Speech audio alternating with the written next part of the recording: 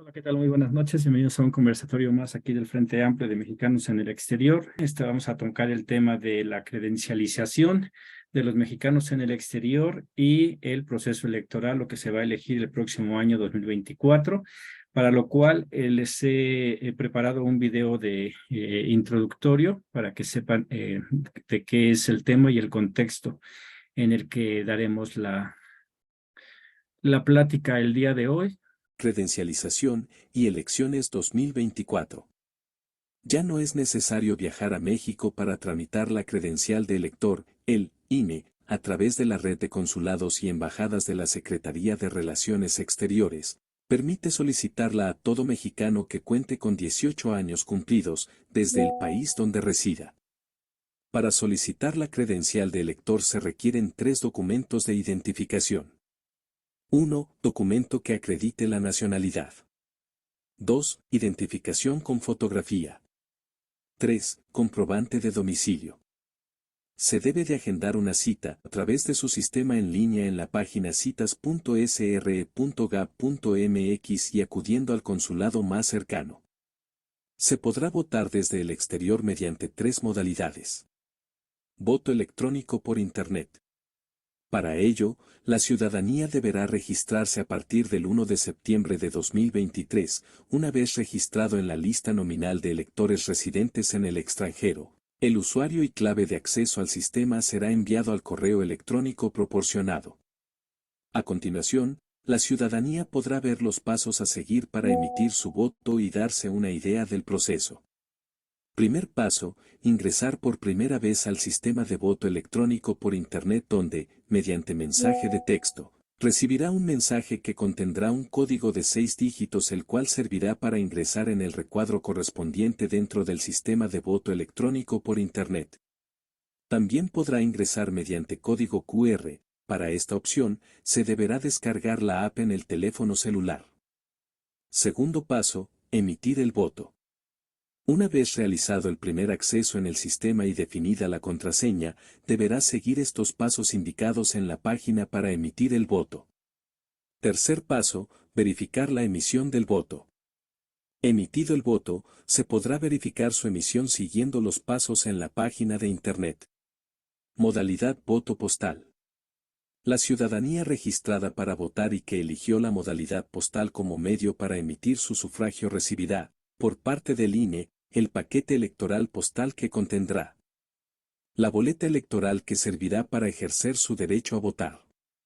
2 instructivos, uno que explica cómo marcar de manera adecuada su preferencia, y el segundo para saber cómo enviar de regreso el voto. Un sobre con la guía prepagada para enviar el sobre pequeño, el que contiene el voto, al INE sin costo para el elector. Modalidad voto presencial. El INE, en conjunto con la Secretaría de Relaciones Exteriores, implementará la segunda prueba piloto de votación presencial en consulados para que la ciudadanía residente en el extranjero pueda emitir su voto. Por ello, se instalarán módulos receptores de votación en algunas sedes consulares. En estos módulos podrán ejercer su voto las ciudadanas y ciudadanos con las siguientes características. Con credencial para votar tramitada en México vigente, que se hayan registrado para votar, bajo la modalidad presencial. Con credencial para votar emitida en el extranjero vigente, siempre y cuando no se hayan registrado para votar y elegido la modalidad electrónica o postal. Elecciones 2024. El domingo 2 de junio de 2024, las y los mexicanos residentes en el extranjero podrán votar mediante las modalidades postal, electrónica o presencial, por las candidaturas a la presidencia de la República, senadurías, 6 gubernaturas, una jefatura de gobierno, 2 diputaciones migrantes y una diputación de representación proporcional. Al aprobar el Plan Integral de Trabajo del Voto de las mexicanas y los mexicanos residentes en el extranjero en los procesos electorales federal y locales 2023 a 2024, la Comisión del Voto de las mexicanas y los mexicanos residentes en el extranjero informó que, en el marco del proceso electoral federal 2023 a 2024, las y los connacionales podrán sufragar por la presidencia de la República y 128 senadurías. Asimismo, Para los procesos electorales locales, la ciudadanía mexicana residente en el extranjero podrá elegir, desde el país donde reside y conforme a su estado de origen o referencia, los siguientes cargos de elección popular: Chiapas, Guanajuato, Morelos, Puebla y Yucatán, gubernaturas. Ciudad de México, Jefatura de Gobierno y Diputación Migrante. Jalisco, Gubernatura y Diputación de Representación Proporcional. Y Oaxaca, Diputación Migrante.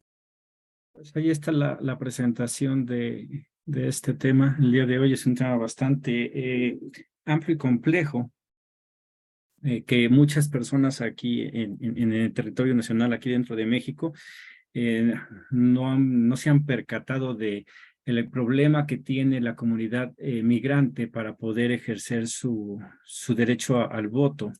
La semana pasada hablamos de lo que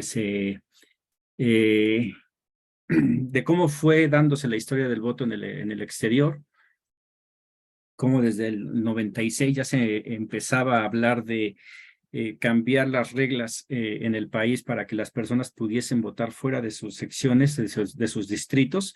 En el 98 se logra hacer eso, se quita esa traba que había antes del 96, en donde una persona para votar necesitaba estar ahora sí que en su domicilio, donde pertenecía y tenía su credencial de elector. Y fue hasta el 2016, cuando finalmente es el último paso, que es donde estamos el día de hoy, en donde ya el mexicano que radica en el exterior puede tramitar su credencial y participar en unos comicios un poquito más fácil, pero que aún así sigue siendo bastante complicado para ellos. Recordemos que en el 2000, Vicente Fox lo decía la semana pasada, fue de los que impulsó el voto del mexicano en el exterior, pero de nada más fue de palabra, no se hicieron las acciones necesarias para poder verdaderamente impulsarlo.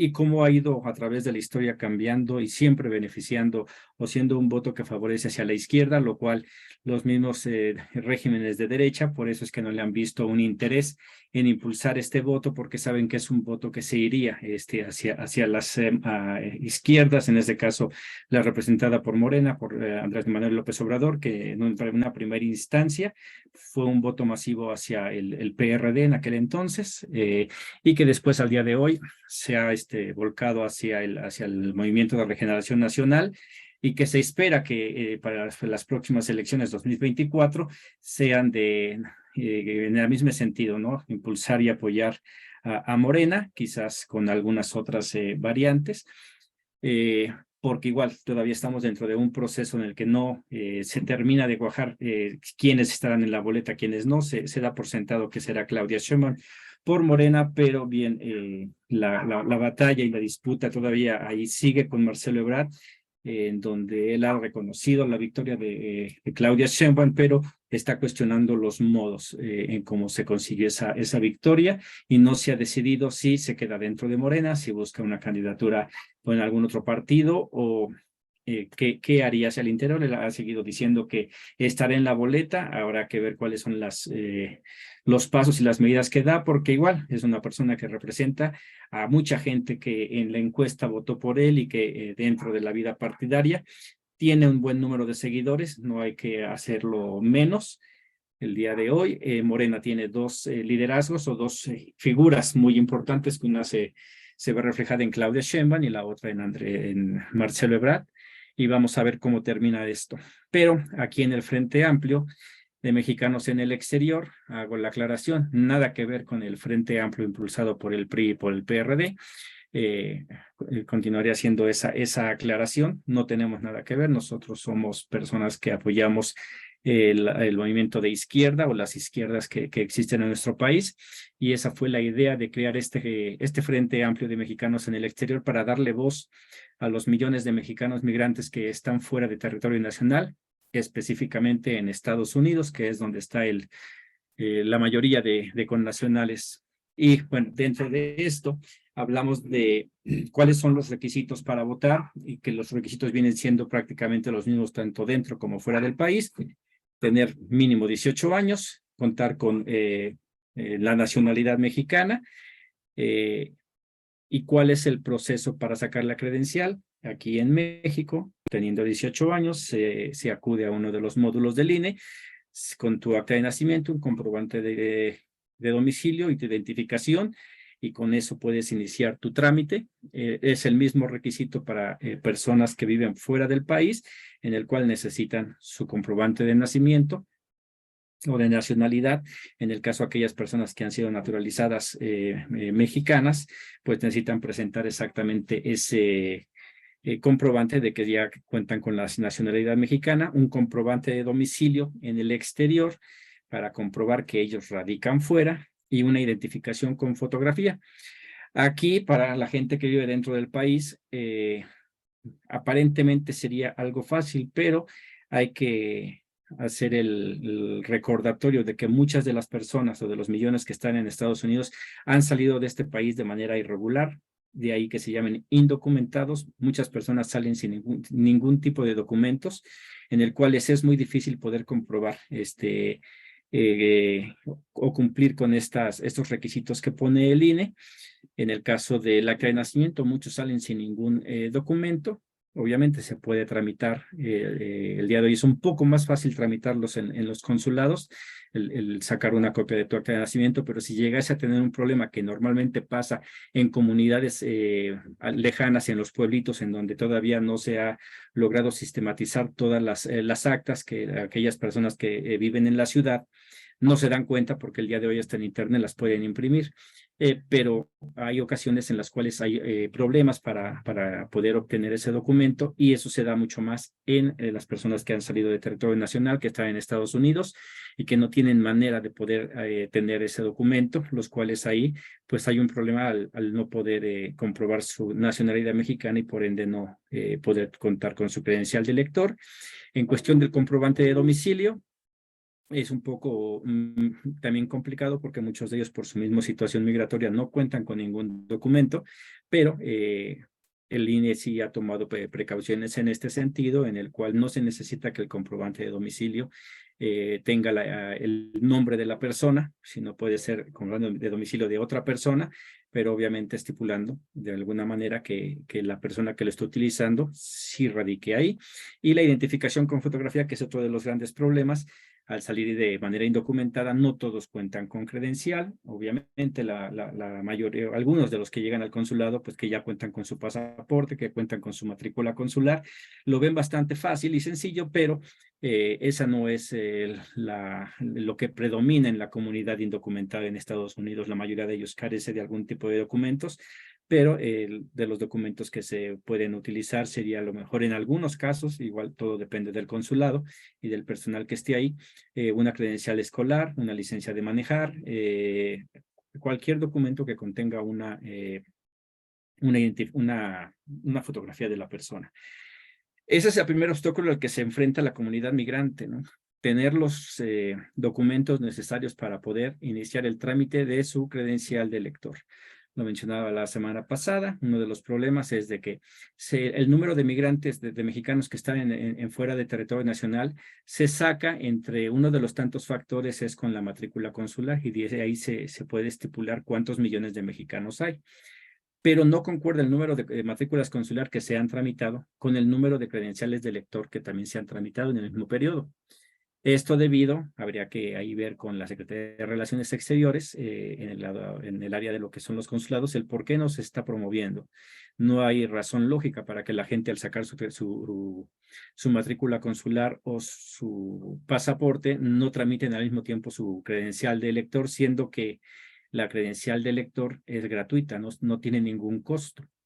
De lo que alguna vez pasa, y a mí sí me tocó llegar a saber, es de que cuando tú hacías una cita para un trámite, nada más te hacían uno y ya.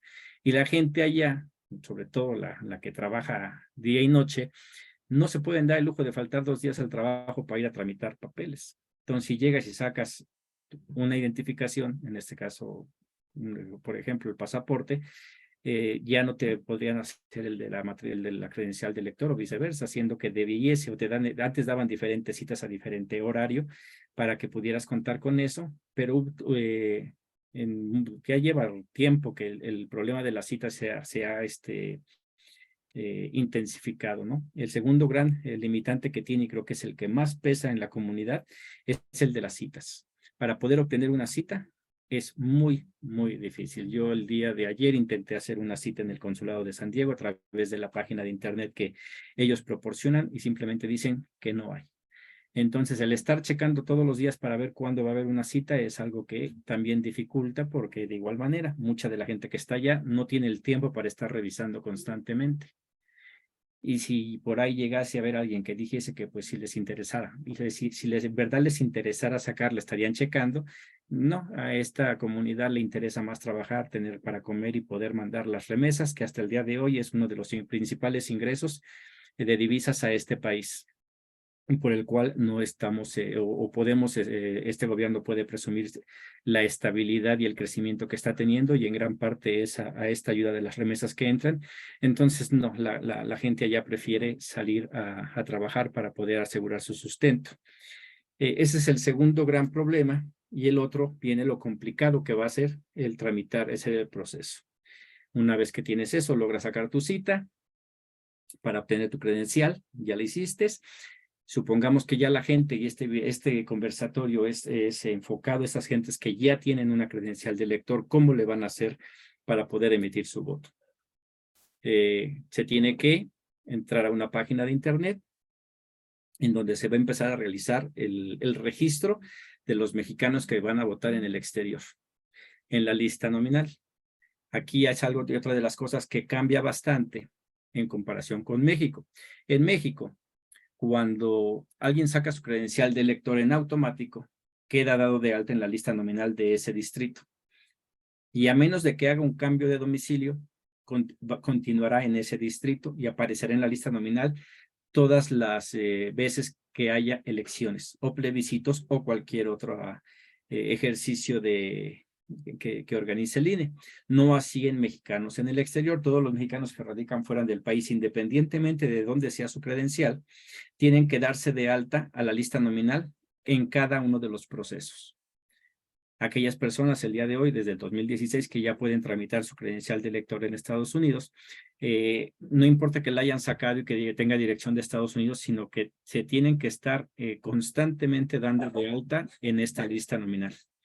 Aquellos que tienen credencial de elector emitida en México con dirección de México, eso sería lo lógico, que se estuviese a lo mejor validando que se sigue allá, pero si siguieran las mismas reglas del INE, inclusive aquellos que tienen credencial de elector con dirección de México, al inscribirse en la lista nominal de estado del exterior, deberían de quedar ahí hasta que esa persona pidiese que se diera de alta en otra entidad.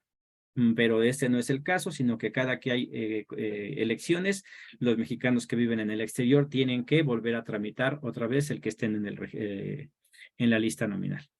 Para esto, les voy vamos a ver aquí en lo que es la página de internet a la que nos mandan, que es Voto en el Extranjero, en el cual se ingresa en esta página y aquí nos dice lo que se necesita, que es tener a la mano la credencial vigente, lo que se necesita para hacer el registro.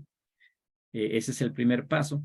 El segundo paso es registrarse. ¿Para qué modalidad de voto va a tener? En esta ocasión, para el próximo año, se van a tener el voto postal, el voto electrónico y una nueva variante, el segundo programa piloto, que es el voto presencial.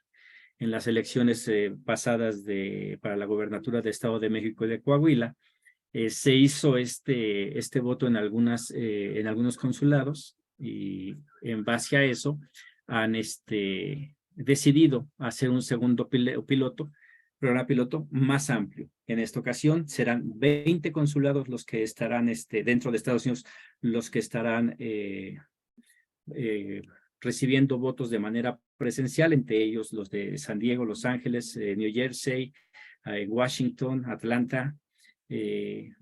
Más adelante les pasaremos todas los consulados que nos estará haciendo. Va a haber uno en Canadá, en Madrid y en Francia. Ellos serán los que podrán hacer su voto presencial. Para ello, cuando uno se registra, debe de seleccionar qué tipo de voto quiere hacer. En este caso, yo siempre he aconsejado, y es la experiencia que tenemos en San Diego, del voto presencial, el voto postal, porque es el más seguro o es más fácil para la persona que lo está tramitando el poder entender el proceso, porque es una sola vez en la que se da de alta a una persona, le da el seguimiento, llega su paquete, se vota y se regresa. No estoy familiarizado con el registro para el voto electrónico, pero en las explicaciones que se dan, ahorita lo veíamos en el video introductorio, es un poco más complejo. E igual, todas las personas que cuenten con credencial de elector emitida en México, si quieren hacer el voto presencial, tendrán que anotarse. Parece ser que no aquellas que tramiten su credencial de elector ya con dirección de Estados Unidos, ellas no tendrán esa necesidad. Ya, sino que en automático podrían presentarse. Igual, todas son cosas que pueden cambiar. Yo siempre sugeriría que aquel tenga o no tenga su dirección en Estados Unidos, haga su registro para evitar que ese día se le impida el poder votar. Y el último paso es el ejercer el voto, que igual van de diferentes maneras. ¿Qué es lo que se va a elegir? Que es la segunda parte de nuestro video, es la presidencia. Todos los estados, todos los mexicanos de todos los estados pueden votar por presidente. Si esa boleta les va a llegar a todos. El de senadurías, igual, todos los estados eligen senadores, y las gobernaturas, quienes votarán por gobierno, los originarios de Chiapas, Ciudad de México, Guanajuato, Jalisco, Morelos, Puebla y Yucatán. Son las 6 entidades que estarán eligiendo gobernador, o en el caso de Ciudad de México, lo que se le llama el jefe de gobierno. Y diputaciones. En el caso de los migrantes, tenemos 2 figuras que son diputaciones migrantes, que es en la Ciudad de México y Oaxaca. Hace 6 años se eligió la figura de diputado migrante, en el cual en la Ciudad de México obtuvo la victoria un militante del PAN con poquito menos de 5,000 votos. Es de las cosas que decía, y una llamada para aquellos de Morena cuando hagan el voto de la Ciudad de México. López Obrador recibió arriba de 11,000 votos de personas de Ciudad de México, y la diputación migrante se dejó, se abandonó y tuvo apenitas arriba de 2,000 votos, lo cual dice que muchas de las personas que votaron para presidentes originarios de Ciudad de México no llenaron su boleta del voto migrante. Y aquí es algo que tenemos que estar impulsando, porque uno de los que estamos aquí apoyamos la 4T y apoyamos el Plan C que ha impulsado Andrés Manuel López Obrador, que significa ir a votar y ganar todo, la mayoría, en Senado, en Cámara de Senadores, Cámara de Diputados, y para ello se requiere un voto masivo por Morena, y en este caso la invitación a que sea quien sea el candidato, que se vote por la coalición, ¿no? Que va a ser Morena, PT y Verde.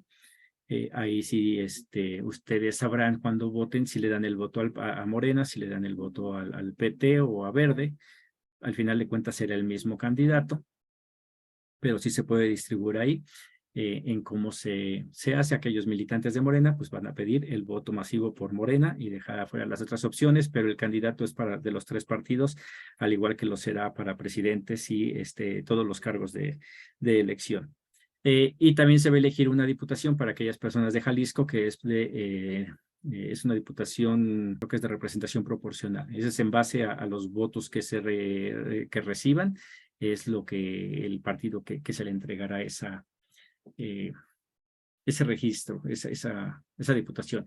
Entonces, en esta página, cuando se dice registra aquí, vienen las 2 partes de lo que es el registro, en donde aquí yo hace rato hice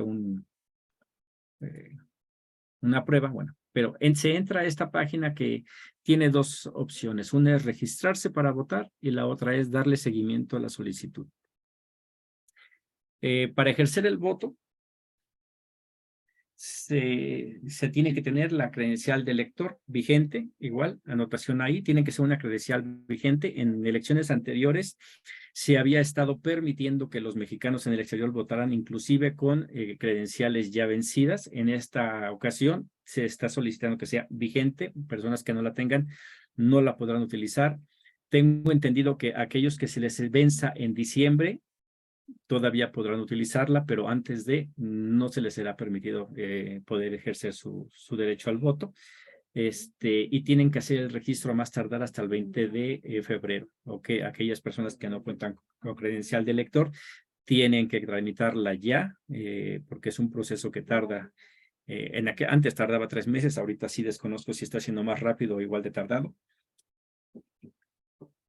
pero tienen hasta el 20 de febrero, o sea, todavía hay tiempo. La información para la credencialización la empezamos a darla nosotros aquí en el frente desde inicios de año, para que la gente supiera y empezara a tramitarla, pero tenemos hasta el 20 de febrero para poder contar con esta credencial y estar listos para registrarse. Cuando se va a registrar, se le da clic en la pestañita esa que dice registrar y se comienza el proceso. En este proceso es relativamente fácil, se dice qué tipo de credencial tiene la persona, cualquiera de estos dos se elige la propia y ya que está ahí se tiene que introducir la clave de elector que aparece en la parte de enfrente de la credencial y después se pone el código de identificación de la credencial o CIC, que son los nuevos dígitos que aparecen en la parte trasera de la credencial después de donde está la leyenda IDMEX. Los siguientes 9 dígitos se ponen aquí y al dar siguiente va a aparecer, ahí no lo voy a continuar, ya aparece cómo es que uno quiere hacer su trámite, si va a ser el voto por vía postal, por vía electrónica o vía presencial. Aparece también ahí la dirección o los datos que están dados de altas con esa credencial. Se revisan, en dado caso de que es una credencial emitida en México, va a aparecer la dirección en México de esa credencial, por lo cual se tiene que poner abajo la dirección en donde se está solicitando que ese paquete electoral, en dado caso de los que van a votar vía postal, les llegue. Y una vez que se hace eso, parece ser, a mí todavía en el 17, en el 18, se me pidió que mandara un comprobante de domicilio. No sé si en esta va a ser. Puede ser que sí, entonces para que lo tengan allá a la mano en formato PDF para que se suba. Y una vez que se llenan todos los datos que aparecen ahí, se da clic en el botón de registro y queda uno registrado. Le sale un documento, el cual se sugiere que descarguen en formato PDF y ese tenerlo a la mano. Ese tiene un folio que ese servirá para darle seguimiento en la misma página, darle seguimiento a la solicitud. Cuando uno quiere dar seguimiento a la solicitud, le va a decir que necesita anotar el número de folio y su clave de lector para dar seguimiento. Entra aquí, se pone el folio que se les entregó cuando hicieron el registro, se pone la clave de lector y ahí les sale una página donde les va a decir el registro de tu trámite está en revisión o está aceptado. Una vez que se esté aceptado, ya se debería de tener la confianza de que va a aparecer en la lista nominal y dependiendo el método para votar que haya elegido, es lo que se va el tipo de voto que va a poder ejercer. Para aquellos que quieren el voto vía postal, la sugerencia es que lo hagan lo más rápido posible para evitar contratiempos. Cosas que pasaron en el 2018, personas que dieron de alta para el voto vía postal. La fecha me parece que era por ahí de los primeros días de mayo. Los primeros días de mayo para poder que les llegaran su paquete electoral y no les habían llegado. En esos casos se tenía que hablar directamente a México para preguntar y ellos ahí les daban la información sobre cuál era el estatus y cuándo llegaría. Y es importante hacerlo rápido para evitar que lleguen los últimos días y regresarlo lo más antes posible para que llegue a tiempo para que pueda ser contabilizado. Para aquellos que lo vayan a escoger vía postal, les llegue en un sobre en paquetería, sea FedEx o UPS, lo abren, sacan su paquete, vienen las boletas por las que pueda votar, dependiendo de dónde sea originario la persona. En el caso mío, que soy de Ciudad de México, voto por presidente, senador, jefe de gobierno, y diputado migrante.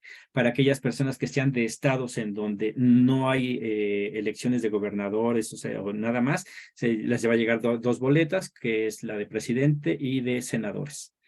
dependiendo de su lugar de origen, es el número de boletas que les llegará, marcan el voto, la preferencia que ustedes quieren, y van a llegar unos sobres en el cual cada color es para de lo que se está votando. Hay que tener cuidado de meter el sobre de presidente, la boleta de presidente en el sobre para presidente, la de senadores para senadores y así sucesivamente para evitar que se anulen esos votos. Y una vez que se hace eso, se cierran esos sobres pequeños y se meten en otro sobre grande que lleva también ahí en ese mismo paquete, que ya viene prepagado para que ustedes nada más lo metan, lo regresen a la misma paquetería que les entregó su paquete y pueda ser regresado a México. Eso no tiene costo para la persona. Eso es lo que es el trámite para el registro de la lista nominal. Está enfocado a aquellas personas que ya cuentan con su credencial de elector para que en la brevedad posible se den de alta, escojan la manera en que quieren votar. Y los que no tienen su credencial de elector, pues que la tramiten. Aquí tengo preguntas. La credencial llega vía correo, ¿de qué manera? Es otro de los procesos complicados. Aquí en México, uno va a tramitar su credencial al módulo del INE y va y la recoge en el módulo del INE y ya, ahí se termina el proceso. No así en el exterior. En el exterior normalmente llega al domicilio. Se hace el intento de entregar hasta en 3 ocasiones por la compañía que le está entregando y en dado caso de que no se encuentre la persona tiene que ir a recogerla a donde la paquetería diga que la va a tener en resguardo por un periodo determinado, creo que son 30 días, y una vez que se tiene la credencial, se tiene que activar. Es otro de los inconvenientes para el mexicano que está allá, tener que activarla. No, al no saber que la tiene que activar, no activa su credencial y al no estar activada, pues es como si no la tuviera. Pero llega de manera postal. Otra pregunta que dicen, ¿es necesario que el interesado la reciba personalmente? ¿La puede recibir otra persona? No, tiene que ser el interesado. Y por eso se hace hasta 3 intentos para que el interesado la reciba. En Estados Unidos lo que pasa es que llegan, tocan, si no está la persona, dejan un papelito diciendo el día y la hora en la que volverán a pasar. Y abajo hay una opción para que el interesado diga a qué horas pueden, es más fácil que lo localicen. Otra de las preguntas es si existen otras formas de obtener la credencial. Si no se encuentra en el domicilio, pues es esa, es ir a donde está en resguardo. Todos los paquetes se guardan por cierto tiempo. En el caso de la credencial de lector hay un límite, estoy casi seguro que son 30 días y en dado caso de que no, esa credencial se regresa y tienen que volver a hacer el trámite nuevamente. Que es otro de los problemas. Recordemos, comunidad migrante, trabajan de sol a sol, trabajan todos los días, entonces para que los encuentren es muy problemático. Una de las propuestas que se han manejado por muchos de nosotros ha sido el que si el trámite lo iniciaron en el consulado, que en el mismo consulado se pueda ir a recoger, que igual no resuelve el problema de Tajo, porque pues consulados, pues si bien en cada de las ciudades importantes de Estados Unidos tengo entendido que son 52 consulados, no todos quedan cercanos a la comunidad, ¿no? Y en el caso, por ejemplo, los que conozco, ¿no? San Diego, Los Ángeles, sobre todo el de San Diego, está en el mero centro de San Diego, en el cual muchos de los indocumentados no les gusta llegar ahí y les queda lejos, ¿no? Gente que vive en las afueras, San Marcos, Oceanside, San Clemente, les queda retirado como para estar yendo hasta allá. O sea, no es una solución que beneficie a todos, pero creo que sí debería de implementarse una manera de en algún lugar poder facilitar que las personas recibieran su credencial de elector por lo importante que es el poder ejercer un derecho, una obligación y un derecho que tiene el mexicano de votar y ser votado, pero el otro es el de la identidad, es uno de los derechos humanos, tener derecho a la identidad. Y muchos de los mexicanos que están allí indocumentadamente no poseen un documento que les permite identificarse, los cual trae una infinidad de problemas, ¿no? Y el que más apremia, como lo decía, el de la policía, si la policía te detiene y no tienes un documento que te identifique, te puedes meter en problemas con ellos que acarrearían el que tuviese que llegar el servicio de migración y que se te iniciara un proceso para sacarte del país. Oye, Diego, nada más una pregunta. En cuestión a los consulados que estaba yo escuchando que va a ser presencial el voto, ¿qué tantos consulados están inscritos para ese programa? Van a ser 20 consulados en Estados Unidos, que es en París, en España, en Madrid y en Toronto, Canadá. Te pregunto por esto, porque mira, desafortunadamente la gente, tú sabes que como buen mexicano, al último hacen las cosas. No tienen su credencial de lector, no preguntan. Entonces, de hecho, el consulado, pues, haz de cuenta que nos hace un lado, ¿no? No nos da información, no hay publicidad, no hay nada que pueda aunar toda esta información para todos los mexicanos en el exterior. Entonces, va a ser una labor titánica estarles avisando también que si pueden ir presencial, pues tienes que saber de qué horas a qué hora, si va a haber un espacio, va a ser afuera, va a ser adentro, porque me imagino que ya debe estar registrado al momento de que tú te diste o te inscribiste para que votaras por ejemplo, en este caso, en el consulado de Phoenix, pues obviamente vas a estar ahí, pero si no estás ahí, ¿qué es lo que va a pasar? Porque acuérdate que a veces la información no llega bien, si va a haber más boletas, si de alguna forma van a tener un horario hasta que se vaya la gente. Eso es lo que tenemos que, bueno, al menos, ¿verdad? Tengo que pedirme información porque eso es lo que van a preguntar. Sí, mira, por la experiencia que hay en el número de credenciales de lector para el 2018, se solicitaron casi arriba de 900,000 credenciales de lector, que se oye mucho, pero para los millones de mexicanos que radican en el exterior es un número sumamente bajo, o sea, demasiado. Y de ellos nada más se votaron 90,000, se ejercieron 90,000 votos, ¿no? Entonces, los consulados deberían de estar aquí en México, cada casilla tiene 750 votos, boletas. Cada que pasa el número de 750 tienen que abrir una casilla extra, no tiene especial. Cuando pasan de los 750, no hay de que hay 751, 52, pueden variar, no, son 750 y de ahí no pasa. Que recordemos para aquellos que siguen negando que hubo un fraude en el 2006 con Calderón, hubo casillas en donde había hasta 900 votos, siendo que era imposible porque la lista nominal era de 750 y hubo casillas que se encontraron más de 750 votos. Y en muchas, de ahí es donde vienen las pruebas de que sí hubo un fraude en esas elecciones. El día de hoy ninguna casilla debería de pasar eso. Y los consulados, me quiero imaginar que ahí sería el único lugar donde pudiese haber más votos, pero tendrían igual que poner diferentes casillas, aunque sea dentro del consulado. Igual cada consulado tiene sus especificidades. Por ejemplo, de San Diego, en donde son unas oficinas en donde sí tienes un tipo como sala de espera grande, pero que no se compara al tamaño o las dimensiones de Los Ángeles.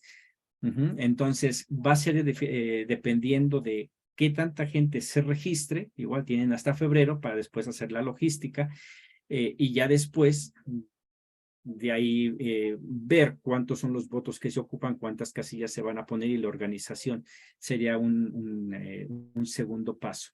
Veo aquí a María del Carmen Darcia, ¿qué tal? Mucho gusto. Ahí Buenas estás. ¿Qué tal? noches, buenas noches. Pues quiero salir de la duda, entonces el voto más seguro es como el de la vez pasada, ¿no? De que nos mandaron del INE todas las formas, la boleta, y regresarlo por correo. Para mí sí lo es porque es simple. Ajá. Económicamente le cuesta más al INE porque la logística, el enviarlo, el pagar el regreso, sí es el costo alto, pero si lo veo en lo que es la comunidad migrante, y ahorita que nos cuenten, por ejemplo, Gonzalo ha estado también en estos procesos, se me hace más fácil, que de por sí ya es complicado darte de alta en la lista nominal para que te llegue y darle seguimiento. Es mucho más complicado, creo yo, cumplir con todos los requisitos para lo que es el voto electrónico y no sabemos exactamente a qué horas inicia el voto electrónico, a qué horas termina, y suponiendo que es un domingo, va a ser domingo, y si es ese día cuando se puede hacer el voto, imaginemos yo cuando trabajaba ya, los domingos trabajaba desde que salía el sol hasta que se metía, o sea, no tenía el tiempo para poder dármelo para votar, el cual también complicaría problemas del celular o infinidad de problemas que puede haber en el voto electrónico. Todavía creo que nos hace falta más. Y el presencial, pues viene el otro problema, ¿no? En San Diego, tú sabes que, por ejemplo, de San Isidro hacia San Diego son casi 40 minutos, San Clemente, Oceanside, San Marcos, igual 40 minutos para llegar al centro. Igual, aquellos paisanos que no cuentan con documentos, el último lugar a donde quieren entrar es al centro de San Diego, que es donde hay una buena presencia policíaca y de migración. Entonces yo siento que el mejor es el postal. El No sé, postal. sí. Sí, porque la vez pasada, pues por ese medio yo voté. Ujú. Entonces, nada más quiero asegurarme porque como dice, sí tiene mucha razón de que a veces si se hace electrónico pueden surgir varios problemitas. Y también presencial, pues me da desconfianza de que sean de otros partidos y no contabilicen bien los votos. No sé. Ujú. Por ejemplo, en ese de la contabilización, una de las cosas que sí ha hecho bien Morena fue el ir aprendiendo de los errores. Se vio que en el 2006 el fraude fue porque no había suficiente presencia de representantes del partido vigilando todas las casillas. Eso se contrarrestó en el 2012. La mayoría de las casillas tuvieron representantes de Morena revisando. Ahí se perdió bajo otras circunstancias un proceso amañado en el cual las televisoras participaron para levantar la figura de Enrique Peña Nieto y avisarle a todo mundo que López Obrador ya había perdido por más de 10 puntos y eso hizo que muchos no salieran a votar porque realmente creyeron que había una diferencia ya inalcanzable, que si hubiera sido lo normal de decir están a 5 puntos y no son tanto los votos, la gente se hubiera motivado a salir y a votar. Entonces, en el cuestión de que no revisen los votos, lo dudo mucho hoy. Por eso es que nosotros no impulsamos el electrónico, porque ese como es a través de sistemas y sí se ha especulado mucho quién es el que lo lleva, no hay una manera muy segura de revisarlo. Mejor preferimos los otros en donde sí se puede. Y una de las cosas que ha hecho Morena, por ejemplo, para ahora de los votos en el exterior, por si te interesa, está pidiendo de mexicanos en el exterior que quieran ser representantes de casilla. Para que puedan ir y revisar que el proceso sea limpio. Se dio nosotros aquí dentro de lo que es el Frente Amplio de Mexicanos en el Exterior, 2 compañeros, bueno, todo un comité de Morena que está ahí en Canadá, fueron al consulado y estuvieron revisando que todo estuviera bien. La participación fue muy pequeña porque igual Canadá no tiene tantos mexicanos como Estados Unidos. Yo creo que en San Diego se va a dar también de que haya personas que entren y en los demás estados yo creo que igual, ¿no? Hay mucha gente de Tijuana que inclusive podría entrar a revisar las elecciones, que es una de las cosas que veíamos con lo del plan B, que se permitía votar con cualquier tipo de documentos. Tenía sus pros y sus contras, pero hubiera permitido también que gente de Tijuana entrara a votar a Estados Unidos, lo cual no sé si hubiese favorecido a Morena. Pienso que favorecía más otro tipo de voto, pero no pasó. El día de hoy nada más es con credencial de elector. Pero para que estés tranquila en ese aspecto. Y una vez te explico, por ejemplo, este Frente Amplio de Mexicanos en el Exterior, lo hacemos a raíz del impulso del cambio, la transformación en México, que se autodenominan obradoristas, pero que no todos a lo mejor se ven dentro del partido Morena. Abrimos este canal, pues así para ser inclusivos, ¿no? Hay gente que no sabe y pues el que se quiera unir a Morena a todo dar. Yo al día de hoy soy congresista de Morena, gracias al trabajo que se hizo en San Diego. Tenemos consejeros dentro de Morena e intentamos tener una presencia dentro de lo que es el partido, pero también al ver la necesidad de la comunidad migrante en Estados Unidos, decidimos abrir el Frente Amplio de Mexicanos en el Exterior. Se ha desvirtuado porque ahora el PRI y PAN salieron con su invento de Frente Amplio, que en el cual no es ni frente ni es amplio, porque nada más se suman ellos y no suman a nadie. Y no, aquí la idea es a todos los migrantes, ¿no? Independientemente si pertenecen a algún partido o no, ver las necesidades como este caso, ¿no? ¿Qué pasa con estos mexicanos o los hijos de los mexicanos que están allá que no han asumido su derecho de ser también aquí mexicanos, que una de las cosas que les permite es, si quieren un futuro seguro, ninguna persona no siendo mexicana puede adquirir propiedades en México, o sea, terrenos, casas. Y es una de las cosas que podrían ver los hijos de los mexicanos al obtener su nacionalidad mexicana, el poder comprar sus casitas acá para un retiro y tener una vida digna, y no los grandes problemas que pasan en Estados Unidos cuando inclusive ciudadanos americanos que trabajaron toda su vida, el día de hoy se ven afectados por una pensión que no les alcanza. Sí. Entonces es algo en lo que sí se puede prevenir, en lo que para eso se necesita organizar para que el día de mañana pues ellos no estén pasando por las penurias que están pasando muchos, inclusive ciudadanos americanos, y pues obviamente más aún la comunidad migrante. Así es. Muchas gracias. Ok. Gonzalo, si quieres agregar algo. Pues prácticamente lo que nosotros estamos impulsando ya aquí en Arizona es la credencialización, pero también queremos hacer videos en los cuales invitar a la comunidad que si tienen hijos ya nacionalizados como mexicanos, que también tienen ese derecho. ¿Qué es lo que no ha hecho el consulado? Es que el consulado de veras no nos apoya en nada. No nos apoya para que los mexicanos sepan que tienen derecho al voto. No nos apoyan para que ellos que tienen los medios, porque ellos son los que tienen más medios de difusión, como la radio, el YouTube, panfletos, o sea, tienen mucha, se puede decir que maneras de poder informar a los mexicanos en el exterior. Es más, cuando van a hacer un trámite, ahí es donde le deben de decir al mexicano, ¿ya tienes tu credencial de lector? ¿No la tienes? Sácala. Ya estás aquí. Saca tu credencial de lector.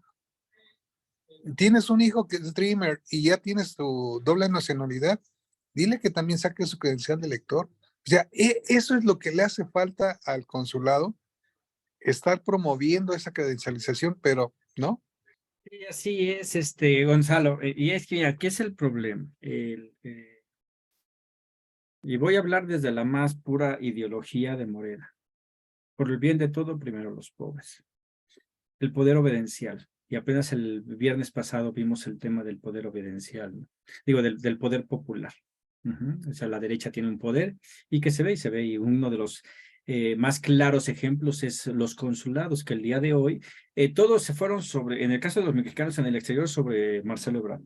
Mal trabajo, pero eso es en base a la poca difusión de información que se ha dado, y es una de las cosas que queremos contrarrestar en el Frente Amplio. Informar a la gente qué está pasando. No es tan fácil que Marcelo Ebrard llegara y dijera, pum, se va a hacer esto así y ya está. ¿Por qué? Porque cuando se habla del elefante reumático, se habla de una clase que ha estado trabajando en el gobierno por muchos años y que el día de hoy cuentan con plazas, que cuentan con sindicatos, que los protegen y que para que no los corran, nada cambie y puedan ellos seguir, como dices tú, sin trabajar. A mí, yo lo he comentado varias veces, cuando yo llego a Estados Unidos a finales del 99, veo a trabajadores en el consulado de San Diego, que yo pensé que con el cambio de gobierno iban a cambiar, y sin embargo no cambiaron en el gobierno de Fox, no cambiaron en el gobierno en gran parte del gobierno de Calderón, sino que ya hasta finales de ese gobierno de Calderón, de donde viene una nueva camada de personas que vienen a trabajar ahí, pero que seguían sin trabajar, y todavía en el 2018, cuando yo salgo de San Diego, yo voy a pedir información al consulado de San Diego para ver qué posibilidades hay de que me ayuden para poder regresar a mi país, y me dicen que no había nada, siendo que siempre han existido programas para ayudar a la repatriación. Entonces no han querido trabajar, y obviamente que es muy difícil poder hacer que trabajen estas personas. Si recordarán, una de las grandes promesas que hizo López Obrador fue el descentralizar toda la estructura de gobierno que estaba aquí en Ciudad de México. Dijo, voy a mandar Secretaría de Educación a Puebla, voy a mandar Secretaría de Marina, creo que era Veracruz. Quería sacar todas las secretarías de Ciudad de México y no se pudo, y apenas hace poco dijeron el por qué, y es porque los sindicatos de estos trabajadores no quisieron, no les convenía, ellos están bien aquí. Entonces es muy difícil trabajar contra estas grandes mafias de los sindicatos y de personas que no quieren trabajar, y ese es el elefante reumático. el que no permite que se den estos pasos a la transformación y una de las cosas, aunque muchos de derecha han dicho que esta es una dictadura, que López Obrador hace lo que quiere, pues una de las muestras de que están equivocados es exactamente eso, las cosas en las que no ha podido avanzar el país no es porque por falta de voluntad de López Obrador, sino ha sido porque el mismo sistema y el régimen que no termina de irse ha podido hacerlo, y de eso hablábamos el viernes pasado, ¿no? Como pues, se tiene el cierto poder, una pequeña parte de poder, pero el Estado sigue siendo, estando mal, y es lo que se necesita trabajar para construir ese poder popular que nos permita, y ahí es donde estamos muy atrasados los mexicanos en el exterior, porque no estamos organizados. Entonces, todas las quejas que damos hacia el consulado sí son bien ciertas, pero no nos organizamos por muchas cosas para ir. Una de las grandes cosas que dice Noroña cuando va a Nueva York en esta gira que hizo por allá, que una persona le pregunta que qué iba a hacer por la comunidad migrante, él dice, nada, organícense ustedes y arreglenlo ustedes. Que por un lado se vería como, pues, es algo que no estamos acostumbrados, porque cuando están en campañas, normalmente prometen cosas que no van a poder cumplir. Y él fue claro, no se puede hacer nada sin organización. Morena y López Obrador habla de un poder obediencial en el cual dice yo mandato obedeciendo la voz del pueblo, pero autocrítica también la hacíamos el viernes pasado hacia Morena, donde estuvo la movilización, se paró por completo después del 2018. Al día de hoy sigue parada, el único que mueve a la gente es López Obrador. Y es una de las grandes cosas que tendrá que hacer Claudia Sheinbaum, y yo creo que la manera más fácil de hacerlas es de sentarse a la mesa con Marcelo Ebrard y ver cómo van a hacer para que esto avance. No sé si lo vayan a hacer, se ve medio complicado, pero nadie tiene todo el poder completo para poder hacer que la gente salga. Y en el caso de los migrantes, que es de los que hablamos aquí, estamos muy desorganizados. En números que tenemos es de en las asambleas de Morena para elegir los consejeros, que el día de hoy tenemos 10 consejeros migrantes dentro del Consejo de Morena. Participaron 1,800 y feria de personas. Es nada en comparación con los millones de mexicanos que hay, y con muchos de ellos apoyarían a Morena, ¿no? Son obradoristas. Somos un grupo muy, muy pequeño, y entre estos no se puede echar a andar, no nos podemos organizar y que haya una comunicación fluida. Entonces, es de los grandes trabajos que tenemos que hacer, y que aquí tendrá que construirse nuevamente de aquí hasta dentro de 6 años, ¿no? O sea, esta vez otra vez ya estamos tardes. Aquellos que no hayan tramitado su credencial de elector, algunos podrán, pero la gran mayoría, que esos que están marginados a las afueras, a los que no les ha llegado la información, veo muy difícil que el día de hoy puedan apurarse para que en estos meses que falten poder tramitar su credencial de elector. Ojalá yo es una de las invitaciones que le he hecho a todos los candidatos, corcholatas y todas las personas con las que me reúno, traigan el tema migrante a la mesa. ¿Por qué? Porque hay un potencial enorme de crecimiento, son millones de votos. Para aquellos que no sepan, si tan solo los 11 millones de indocumentados votasen, ellos podrían elegir prácticamente quién es el presidente o presidenta, ¿no? Si hablamos de los 40 millones, bueno, nos dicen 36 millones, otros 40 millones. Jalife acaba de decir que son 50 y tantos millones de mexicanos entre primera, segunda y tercera generación. Si ellos sacan su credencial de elector, pues olvídate, no se elige aquí nunca más en México, ¿no? Si todos se ponen de acuerdo allá, ya solitos deciden quién puede ser presidente. Ese es el gran potencial, y por eso es que muchos no le están dando la debida atención. No se ha hecho anteriormente. ¿Por qué? Pues porque la derecha es la que ha tenido el control de consulados. Eso hay que cambiarlo, porque saben que la mayoría del voto va a ir para Morena, ¿no? Para la izquierda, y ha sido históricamente así. Desde que se empezó a votar allá, todos los votos habían sido para López Obrador, y es muy seguro que aquí todos los votos van a ser por Claudia. Pero que no se están queriendo poner a trabajar porque saben lo que eso representa. Igual es un voto que no es tan fácil el poder manipularlo, el poder controlarlo, el poder decidir hacia dónde se va. Por ejemplo, lo acabamos de ver, se hizo un ejercicio para ver por quién votaba la gente o quién prefería la gente en el exterior que fuera la coordinadora de la defensa del voto, y ganó claramente Claudia, pero porque se hizo en lugares donde, o sea que en ciudades grandes, donde la mayoría de la gente está en contacto con los medios de comunicación y que está escuchando lo que dice Claudia, lo que hace Claudia, porque saben lo que pasa en Ciudad de México. Pero, ¿qué pasaría si se van a esas comunidades donde están trabajando personas en el campo, en donde lo único que saben es lo que le llega la información de su familia y donde tiene una gran presencia Noroña? Noroña hubiera arrasado. O sea, todo depende de dónde hagas la encuesta, es el resultado que vas a obtener. Aquí ayer, lamentablemente, sí vi a nuestra compañera Citlali Hernández que sale a explicar cómo fue el proceso de selección de las corcholatas y a mí me confundió porque dio una cifra de datos en el que dice, pues no ganó el que más votos tuvo, sino que hubo no sé cuántas variantes, y habló de cientos de variantes. Entonces, pues, así lo veo, y ojalá y lo haya dicho mal y no haya sido así, pero básicamente me da a entender que el que ganó fue el que está peleando ahorita y discutiendo, pero que en base a todas las variantes que vieron, los multiuniversos que vieron, pues decidieron que fuera Claudia. Ojalá y no sea eso, ¿no? Pero esa es parte de la mala información que de repente que se da. Entonces, ahí tenemos, si es el llamado, mexicanos en el exterior, ponernos a organizarnos, porque pues esta va a ser relativamente fácil, ya sea que sea, lo más seguro es que va a ser Claudia, yo creo que va a ser Claudia, si va a quedar ahí, va a ganar las elecciones y va a seguir con la tarea que ha hecho López Obrador, no sé si de igual manera tan eficiente, porque igual López Obrador pudo haber hecho más, pero no se le permitió. No sé si Claudia tenga el poder de convocatoria y el apoyo de todas las fuerzas que apoyaron a López Obrador para continuar con esto, pero lo que sí es que para el 2030 viene una batalla por la presidencia muy aguerrida. Se ha visto a nivel internacional, la derecha más radical es la que ha llegado. Y así como estamos viendo hoy en Estados Unidos que los republicanos avientan un discurso racista, xenofóbico, de odio, lo más seguro es que en el 2030 la derecha ocupe este tipo de discurso para agarrar a todas aquellas personas que no estén contentas por no continuar con el progreso, ¿no? Porque ¿quién va a poder? No ha hablado Claudia Sheinbaum, el decir que va a aventar unas obras tan grandes como las que aventó López Obrador, el Tren Maya, la refinería, el programa Sembrando Vidas y todos los demás que tiene por ahí, que venía trabajando desde ya hace mucho.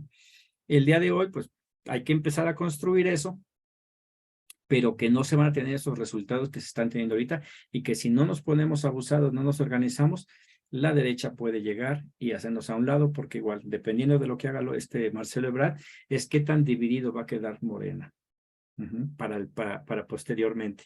El día de hoy, y es una tarea que hablamos que teníamos el viernes pasado, es reactivar el movimiento porque no hay movimiento. Y si no hay movimiento, no hay organización. Eso del poder popular, del poder obediencial, queda en discurso y no sirve para nada, sino para que continúen gobernando en este país los poderes fácticos, la mafia del poder y todo lo que ya está. Hay tareas por hacer, igual, el último conversatorio de esta serie, después de que veamos la importancia de remesas y votos, va a ser Diputación Migrantes y después el último es los retos que tenemos como comunidad migrante hacia el futuro. Ya no hacia este 2024, porque ya estamos en estos tiempos, sino hacia el 2030. Es un proyecto hacia el 2030 de 6 años en el cual tenemos que llegar a la mayor cantidad de mexicanos residentes en el exterior. Pues con esto daría por terminado el conversatorio de hoy. Ojalá y se hayan resuelto algunas de las muchas dudas que hay en la comunidad. El favor es para todos aquellos que lo vean, sobre todo tanto en México como en el exterior. Tienen familiares migrantes, háganle llegar esto. ¿Por qué? Porque solamente con la participación ciudadana, solamente a través del voto, podemos hacer que las cosas cambien. Es diferente la presión que tiene alguien cuando la mayoría vota a que nada más unos cuantos voten. Y entre más personas voten, aunque sea, digo, si es Claudia, que sea Claudia y que todos voten por Claudia, pero para decirle, no eres tú sola, no te debes a ciertos poderes o ciertos arreglos que hayas podido dar o hacia un número pequeño de personas que votaron por ti, sino que no, todo el pueblo mexicano, fíjate que está participando y es el que, como dices, el pueblo pone, el pueblo quita. Aquí la bronca es que muy pocos del pueblo, en la definición de Morena dice esto el doctor Dussel, pueblo es aquellas personas que participan activamente en la vida de la población, de la comunidad. Los demás es población. Entonces, la población está tranquila. trabajando y sufriendo día con día. Bueno, ni tan tranquila, ¿verdad? Pero ese pequeño número de pueblo, que son los que verdaderamente participan y todo, están cargados en estos grupos, que son los que ponen, y obviamente no los van a quitar porque se ven privilegiados. Aquí la cosa es que la población se convierte en pueblo para crear ese poder popular de que vamos a estar hablando constantemente aquí, y entonces sí poder quitar a quien no lo haga. El día de hoy nos hace falta mucho trabajo, pero bueno, estamos dando la batalla y creo que vamos creciendo. Yo les agradezco mucho que hayan estado aquí, que tengan un excelente inicio de semana y nos vemos el próximo lunes.